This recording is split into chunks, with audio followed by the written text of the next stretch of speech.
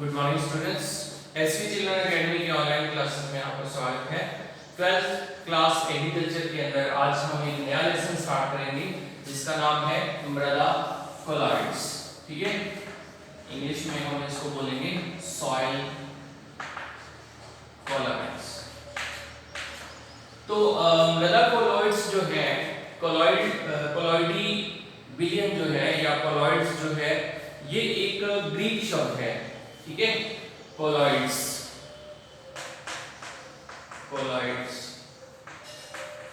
ये एक ग्रीक शब्द है भाई, और जो दो अलग अलग शब्दों से मिलकर बना हुआ है। एक तो इसमें है कोला और एक है ऑइड्स। कोला माने होता है गोंद और ऑइड्स का मतलब होता है के समान,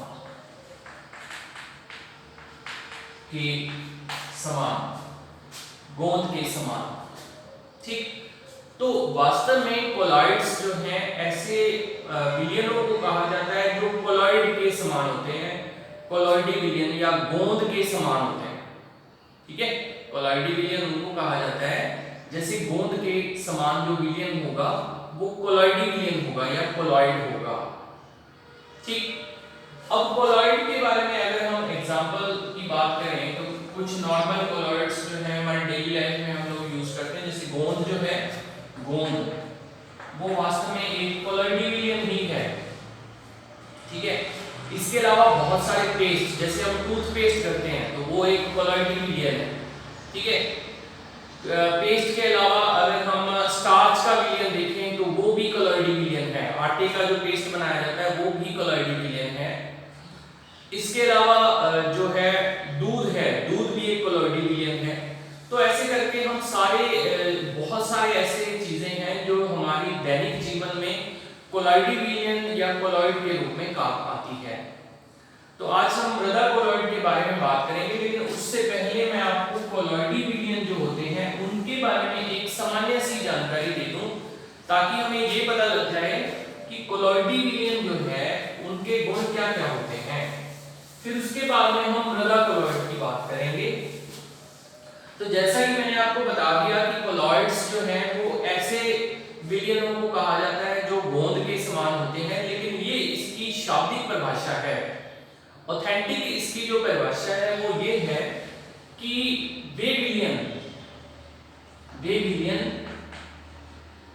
जिनमें विलेय के कण जो है, उनका आकार जो है, कणों का आकार 1 से लेकर 100 नैनोमीटर के बीच में होता है। ठीक है, कणों का आकार जो है 1 से 100 नैनोमीटर के बीच में होता है। ऐसे विलियन जो है, ऐसे जो विलेय है जिनका आकार 1 से 100 नैनोमीटर के बीच में होगा, ऐसे विलियन क्या कहलाएंगे? कोलॉइडी विलियन कहलाएंगे। मतलब कोलॉइड की जो वास्तविक परिभाषा है वो अपने को कणों के आकार से लगाना है। मतलब इसका कि कणों का आकार जो है वो 1 से 100 नैनोमीटर के बीच में होना चाहिए। अब सवाल ये आता है कि भाई एक नैनोमीटर से नीचे के जो विलियन होंगे फिर उनको क्या कहा जाएगा? तो ऐसा विलियन जिसमें विलेय के कणों का आकार 1 नैनोमीटर से कम होता है उनको वास्तविक विलियन कहा जाता है।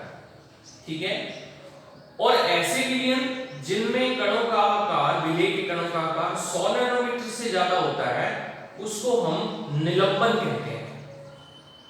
ठीक है, तो ये आपको याद रखना है कि विलियन के अंदर विलेय के कणों के आधार पर कोलॉइडी विलियन को मापा जाता है।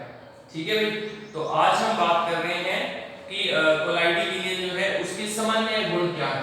ठीक है, मृदा कोलॉइड की मैं बात अभी नहीं कर रहा, मैं आपको सिर्फ कोलॉइडी विलियन के सामान्य गुणों की बात कर रहा हूं। तो कोलॉइडी विलियन के सामान्य गुण। ठीक है, सामान्य गुण। तो सबसे पहला जो गुण है वो है इसका विषमांगता। ठीक है, विषमांगता को हम बोल सकते हैं हेट्रोजेनिटी, ठीक, हेट्रोजेनिटी, या फिर मैं इसको और थोड़ा लिख देता हूं, हेट्रोजीनियस नेचर। तो जो कोलाइडी विलियन है उसकी जो प्रकृति होती है वो हेट्रोजीनियस होती है या विषमांगी प्रवृत्ति होती है। हेट्रोजीनियस नेचर वो होती है जिसमें विलेय और विलायक जो है वो आपस में पूरी तरह से मिलते नहीं है कभी भी, ठीक है, हेट्रोजीनियस। जैसे आपने देखा होगा पानी के अंदर अगर हम सरसों का तेल मिक्स कर दें तो वो कभी भी आपस में मिक्स नहीं होते। पानी के अंदर अगर आप घी को मिला दो तो वो आपस में नहीं मिक्स होते। तो इस प्रकार से जो आपस में मिक्स नहीं हो रहे हैं वो कौन सी प्रवृत्ति होती है, विषमांग प्रवृत्ति होती है या हेट्रोजीनियस नेचर होती है। तो पहला जो इसका गुण होता है कोलाइडी विलियन का वो विषमांगी जो है वो नेचर होती है, ठीक। इसके अंदर आपको ये भी याद रखना है कि कोलाइडी विलियन के अंदर जब हम इन दो चीजों को मिक्स करते हैं ना, तो जैसे आपने देखा होगा भाई जब अपन विलियन बनाते हैं तो उसमें दो चीजें होती हैं, एक विलेय होता है और एक क्या होता है, विलायक होता है। ये तो मैं साधारण विलियन की बात कर रहा हूं, लेकिन अगर कोलाइडी विलियन है तो उसमें कोलाइडी विलियन अगर है तो कोलाइडी विलियन में भी दो चीजें होती हैं। बस उसमें ये ध्यान रखना है कि जो विलेय है ना उसको हम कहते हैं परिक्षिप्त प्रावस्था और विलायक जो है उसको हम बोलते हैं परिक्षेपण माध्यम। तो ये दो चीजें जो हैं वो इनको क्या कर लेती है, ओवरलैप कर लेती हैं। यानी कि विलेय को तो हम परिक्षिप्त, जो कम मात्रा में होगा उसको तो हम कहेंगे परिक्षिप्त प्रावस्था और जो ज्यादा मात्रा में होगा उसको हम कहेंगे परिक्षेपण माध्यम। क्लियर हुई ना बात। तो ये इसका जो है हेट्रोजेनिटी जो है वो इसका फर्स्ट नेचर होती है इसकी कोलाइडल सॉल्यूशन की। अब कोलाइडल सॉल्यूशन के बाद में हम बात करते हैं नेक्स्ट जो इसमें प्रॉपर्टी आती है वो है डिफ्यूजन। सेकंड जो प्रॉपर्टी है वो है विसरण या इंग्लिश में हम इसको बोलेंगे डिफ्यूजन, ठीक है, डिफ्यूजन। तो डिफ्यूजन जो है किसको कहा जाता है, विसरण का मतलब होता है कि अगर कोई चीज अपनी जगह से बाहर की ओर या दूसरी जगह पर अपने आप फैलती है तो उसको हम विसरण कहते हैं, डिफ्यूजन कहते हैं। जैसे इसका एग्जांपल हम ले सकते हैं कि हमने एक कमरे के अंदर एक जगह पर एक अगरबत्ती को जलाया हुआ है, तो आप देखेंगे कि धीरे धीरे उस अगरबत्ती की खुशबू जो है वो पूरे कमरे में फैल जाती है। तो इसका मतलब उसका क्या हो रहा है, विसरण हो रहा है। एक गिलास है पानी का, उसके अंदर पानी डाला हुआ है हमने, आप उसमें एक बूंद जो है वो इंक की या स्याही की डाल दो तो धीरे धीरे आप देखोगे कि स्याही जो है अपने आप उसके अंदर फैलना स्टार्ट हो जाती है, अपने आप फैलती है। इसका मतलब वो अपनी उच्च सांद्रता से निम्न सांद्रता की ओर जाती है। तो विसरण की अगर रासायनिक रूप से परिभाषा देखें तो ऐसा पदार्थ जो अपनी उच्च सांद्रता से निम्न सांद्रता की ओर स्वतः गति करता है, अपने आप ही गति करता है, कोई कहता नहीं है उसको, स्वतः गति करता है, उस स्वतः गति को ही हम क्या कह देते हैं, विसरण कहते हैं। बात क्लियर हुई। तो विसरण का मतलब आप समझ सकते हो क्या। तो विसरण जो है वो किसका गुण है, कोलाइडी विलियन का गुण है। दूसरी बात, कोलाइडी विलियन जो है इनके अंदर ब्राउनी गति पाई जाती है, ब्राउनी गति, ब्राउनियन मूवमेंट पाई जाती है। इसका ब्राउनियन मूवमेंट क्या होती है, जैसे देखो ये एक कण है, ठीक है, तो ये कण ब्राउनी गति कैसे करेगा मैं दिखाता हूं आपको। ये इधर गया, इधर, फिर इधर, फिर ये,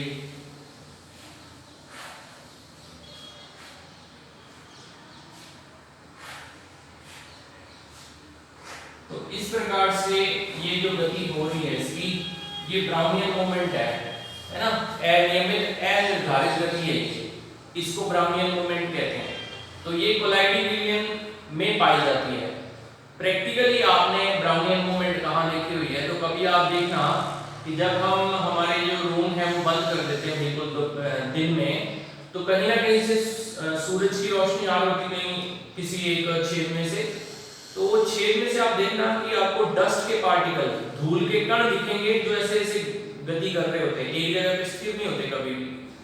तो वो जो धूल के कण है ना, वो जो गति कर रहे हैं अनियमित प्रकार की, उस अनियमित गति को ही ब्राउनियन गति कहा जाता है। ठीक है, तो ये रॉबर्ट ब्राउन ने इसको खोजा था, इसलिए इसका नाम ब्राउनी गति हो गया है। समझ में आई बात? ऐसे ही आप मार्केट में कभी देखोगे, रात में आप देखोगे जब ये जो वाहन जब चलते हैं तो इनकी लाइट के आगे जो डस्ट होती है उसको देखना कभी, ऐसे वो डस्ट बहुत मूव करती है ना, कण जो है गति करते हैं तीव्र गति से, वो गति जो है वो वास्तव में ब्राउनियन गति होती है। तो कोलाइडी विलियन जो है उनके जो तीसरा गुण ये है कि उनमें कौन सी गति पाई जाती है, ब्राउनियन गति पाई जाती है। फिर इसके बाद में चौथा पॉइंट इसके अंदर है कि जो कोलाइडी विलियन है वो विद्युत आवेशित होते हैं। भाई उनके अंदर जो विलय के कण हैं वो विद्युत आवेशित होंगे, मतलब ये हुआ कि उनमें आवेश पाया जाता है। लेकिन आपको ध्यान रखना है कि सभी कण जो हैं वो समान आवेशित होते हैं। अभी तक हमने ये पढ़ा कि अगर कोई विलियन बनाते हैं तो उसके अंदर क्या होता है भाई, कुछ कण तो पॉजिटिव होंगे और कुछ क्या होंगे, नेगेटिव। लेकिन जो कोलाइडी विलियन है उसमें सारे के सारे कण जो हैं वो या तो धनावेशित होंगे और या क्या होंगे, वो सारे के ही सारे ऋणावेशित होंगे।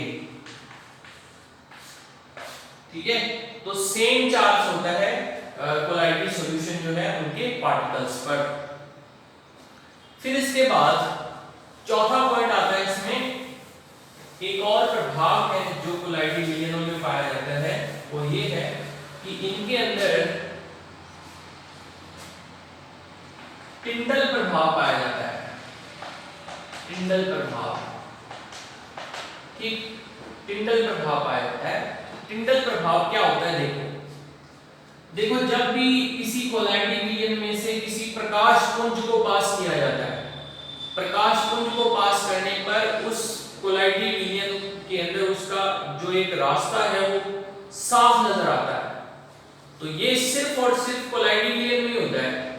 ठीक है, तो इसलिए ये प्रभाव जो है इसको टिंडल प्रभाव कहते हैं। एग्जांपल देखो, रात में आपने देखा होगा जब कोई गाड़ी रोड पर जा रही होती है, ये उसकी लाइट है, जब लाइट जलती है ना तो आप देखोगे कि इस तरीके का एक पाथ बनता है, पाथ माने रास्ता होता है। तो ये पाथ जो बना इसका, ये पाथ जो है वो सिर्फ कोलाइडी विलियन में ही बनेगा इस प्रकार। ठीक है, तो इस प्रकार से ये बनता है ना, जो इसी को टिंडल प्रभाव कहते हैं। और ये जो एक कोण सा बना है, शंकु बन गया, इसमें इसको टिंडल कोण कहते हैं, टिंडल शंकु कहते हैं। अब कोई बच्चे के दिमाग में ये सवाल आ रहा होगा कि अगर ये धूल के अंदर इस तरीके का पाथ बनता है तो जो वो हमारा वातावरण है वो कोलाइडी विलियन हुआ क्या? तो वास्तव में वो कोलाइडी विलियन होता है। हमारे चारों ओर का जो वातावरण है वो एक कोलाइडी विलियन है। ठीक है, तो इस तरीके से ये बनता है। समझ में आई? घर पे अगर आपने ये एक्सपेरिमेंट करके देखना हो तो देखो कैसे करोगे। आप ऐसे करिए, 2 गिलास लो, एक गिलास के अंदर आपने क्या करा, पानी के अंदर आटे को घोल लेना है, यानी कि स्टार्च घोल लेनी है या कार्बोहाइड्रेट घोल लिए, पेस्ट बना लिया उसका। और एक गिलास आपने क्या करना है, बिल्कुल ये पानी है इसमें और इसमें नमक डाल दिया। ठीक है, यानी कि नमक घोला और इसमें स्टार्च या कार्बोहाइड्रेट घोला हुआ है। तो जब आप इसके अंदर टॉर्च से लाइट मारोगे ना इसके अंदर, तो ये टॉर्च से मार लिया, ये टॉर्च की लाइट इसके अंदर इस प्रकार से पाथ बनाएगी और ये आपको क्लियर दिखेगा ऐसे करके। ठीक है, आप घर पे एक्सपेरिमेंट करके देख सकते हो, तो ये आपको ऐसे दिखेगा। लेकिन यही लाइट जब आप इस सॉल्यूशन में डालोगे ना, ये कांच का गिलास है, इसके आर पार लाइट जाएगी, तो ऐसा कोई भी रास्ता आपको यहाँ नहीं दिखेगा, ऐसा कोई भी पाथ आपको यहाँ नहीं दिखेगा। तो इसको हम टिंडल प्रभाव कहते हैं, जो कि किसमें पाया जाता है, केवल कोलाइडी विलियन में पाया जाता है। ठीक है, फिर इसके बाद में कोलाइडी विलयनों के दो और गुण हैं कि इनमें अधिशोषण पाया जाता है, अधिशोषण। ठीक भाई, तो अधिशोषण क्या चीज होती है कि जब कोई पदार्थ है, मान लेते हैं ये कोई पदार्थ है, इसकी सतह के ऊपर कोई पदार्थ चिपक जाता है या संचित हो जाता है, इस प्रकार से संचित हो जाता है, तो हम इसको कहते हैं कि ये अधिशोषण हो गया इसका। ठीक है, जैसे हम एग्जांपल ले लेते हैं कि जैसे आपने कोई मतलब मान लेते हैं गीली वस्तु है, कोई आटे का पेड़ा है, उसको आप क्या करो, चीनी में गिरा दो तो चीनी उस आटे के ऊपर चिपक जाएगी ना। वो सेम जो प्रक्रिया है किसमें होती है, अधिशोषण में होती है। यानी कि कोई भी पार्टिकल जो है वो केवल दूसरे पदार्थ की सतह के ऊपर ही चिपकते हैं, इसको क्या कहा जाता है, अधिशोषण कहा जाता है। तो जो कोलाइडी विलयन है उसके जो कण हैं, उन कणों के अंदर ये वाला गुण पाया जाता है, उन कणों के ऊपर, सतह के ऊपर कोई अन्य पदार्थ जो है वो संचित हो जाते हैं, और इस प्रक्रिया को हम क्या कहते हैं भाई, क्या कह देते हैं, अधिशोषण कह देते हैं। ठीक है, और फिर इसके बाद में लास्ट प्रॉपर्टी इसकी आ जाती है अवक्षेपण। अवक्षेपण किसको कहा जाता है, तो जब कोई भी कोलाइडी विलयन जिसके अंदर अगर कोई विद्युत अपघट्य डाल दिया जाए, फिटकरी डाल दी जाए या कोई ऐसी चीज डाल दी जाए, तो कोलाइडी विलयन के जो कण है ना आपस में चिपक जाते हैं सारे के सारे, और आपस में जो चिपकने के कारण ही जो उसका स्वरूप बनता है उसको ही हम अवक्षेपण कहते हैं। एग्जांपल देखो सबसे अच्छा, दूध जो होता है, दूध के अंदर अगर आप नींबू निचोड़ दो, नींबू एक विद्युत अपघट्य है, एक अम्ल है, तो दूध में जैसे ही आप नींबू निचोड़ोगे तो उसकी जो फैट है वो क्या हो जाएगी, अलग हो जाएगी, पानी अलग हो जाएगा। इसी को हम क्या कह देते हैं, अवक्षेपण कह देते हैं, अवक्षेप बन जाता है उसका। क्लियर हुई बात। यानी कि जो कोलाइडी विलयन के जो विलेय के कण है ना, वो कण आपस में चिपक के बड़े कणों का निर्माण कर लेते हैं, जिसको हम कहते हैं अवक्षेपण।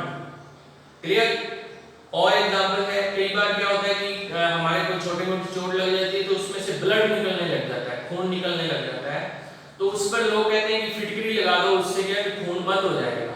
तो वास्तव में होता क्या है कि खून जो है, ब्लड जो है, वो एक कोलाइडी विलयन है, और उस पे जैसे ही विद्युत अपघट्य यानी कि फिटकरी लगाई जाती है तो विद्युत अपघट्य क्या करता है, उसका अवक्षेपण कर देता है, और खून के एक बड़े बड़े कण बनने लग जाते हैं, जिसको हम कहते हैं रक्त का थक्का जमना।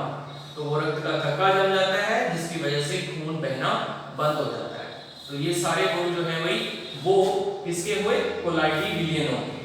ठीक है, मृदा कोलाइड के अभी मैंने आपको गुण नहीं बताए हैं, मैंने सिर्फ आपको सामान्य कोलाइडी विलयन के गुण बताए हैं, तो इनको आप लोगों ने अच्छे से पढ़ लेना है। कल के वीडियो के अंदर हम लोग मृदा कोलाइड के गुणों के बारे में पढ़ेंगे। Thank you.